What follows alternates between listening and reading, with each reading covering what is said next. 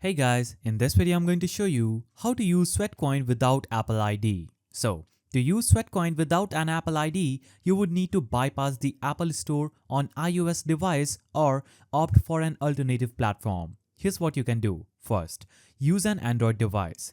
Sweatcoin is available on both iOS and Android. So if you don't want to use an Apple ID, you can switch to an Android device. Simply download the app from the Google Play Store, which doesn't require an Apple ID.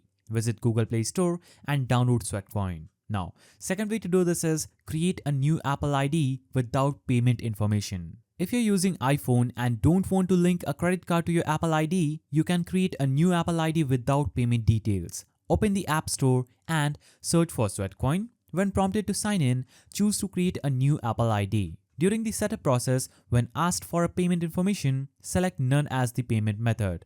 Complete the sign up process and download Sweatcoin using this new Apple ID. Now, third way to do this is using family sharing. If a family member already has an Apple ID, you can ask them to set up family sharing. Once enabled, you can access their purchased apps or download free apps such as Sweatcoin without needing your own Apple ID. On their device, go to Settings, Apple ID and Family Sharing.